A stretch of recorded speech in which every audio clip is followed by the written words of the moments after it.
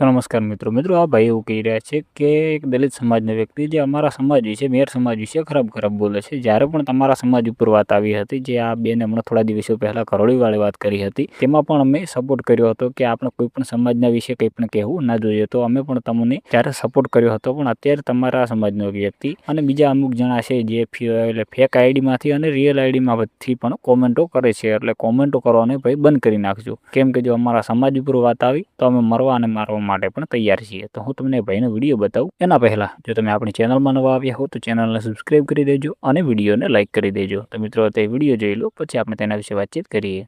સીતારામ, જય વસરાજ અને જય માતાજી. તો જ્યારે દલિત સમાજ માટે જ્યારે રિયા રાજ શાખાવાળું જે હાલતું હતું ગરોડીવાળું, ત્યારે મેં ત્યારે પણ વિડીયો બનાવ્યો હતો. ત્યારે હું એટલું બોલ્યો હતો કે કોઈ પણ સમાજ માટે કોઈ પણ કોઈની લાગણી દુભાય એવા શબ્દ બોલવા ન જોઈએ. તો અત્યારે બીજા સમાજના લોકો ફેક આઈડીમાંથી આ તે અને રિયલ આઈડીમાંથી દલિત સમાજનો એક છોકરો જે મેર સમાજ વિશે જે બોલે છે, તો એના માટે અમે કાયદેસર કાર્યવાહી પણ કરશું અને અમે મરવા અને મારવા ગમે ત્યારે તૈયાર હું.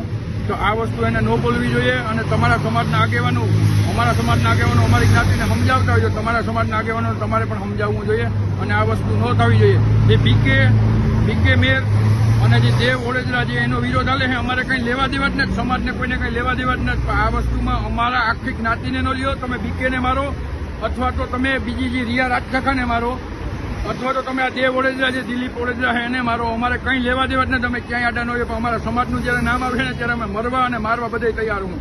અને આ વસ્તુ યાદ રાખજો કે અમારા સમાજ વિરોધ ક્યારેય પણ કંઈ શબ્દ ન બોલતા મારા પાસે. તો મિત્રો તમે વિડીયો તો જોઈ લીધો છે. એમાં ભાઈ એવું કહી રહ્યા છે કે બીકેને અને જે દેવ વડોદરાની વાતચીત જે વિવાદ ચાલી રહ્યો છે, એમાં તમે એ બંનેને કહો અમારે કંઈ પણ સમાજને એનાથી લેવા દેવા નથી. તમે એ વ્યક્તિ સાથે ગમે તે કરો, પણ સમાજને વચ્ચે ના લાવો, કેમ કે જે સમાજ ઉપર વાત આવશે તો અમે મરવા અને મારવા માટે પણ તૈયાર છીએ. અને ભાઈ એવું પણ કહી રહ્યો છે કે અમારા સમાજ વિશે કંઈ પણ ખરાબ બોલતા નહીં, અને મારી પાસે બધું પ્રૂફ પડ્યું છે, વિડીયા છે, સ્ક્રીનશોટ છે, બધું જ પડ્યું છે. એટલા માટે કોઈ પણ ભાઈ સમાજ વિશે ખરાબ બોલતા અને જે વ્યક્તિગત લડાઈ છે એમાં તમે તમારા ગમે તે વ્યક્તિને જે પણ કરવું એ કરો, એમાં સમાજ વચ્ચે આવશે નહીં, પણ તમે સમાજની વચ્ચે ના લાવો. કેમ કે અમે પણ તમારા સમાજને જ્યારે જરૂર પડી ત્યારે અમે હાજર હતા, અમારે જ્યારે જરૂર પડી ત્યારે તમે પણ હાજર હતા. આપણે ભાઈઓની જેમ રહેવાનું છે. એટલે ખોટા આવી રીતે કોમેન્ટો ના કરો. ના એક બે વ્યક્તિઓના લીધે જ બધા વાદ વિવાદો થાય છે. બધા લોકો આવા હોતા નથી. મિત્રો એના વિશે તમારું શું કહેવું છે તમે જરૂરથી કોમેન્ટ બોક્સમાં લખી દેજો. અને જો તમે આપણી ચેનલમાં નવા આવ્યા હો તો ચેનલને સબસ્ક્રાઇબ કરી દેજો અને વિડીયોને લાઇક કરી દેજો.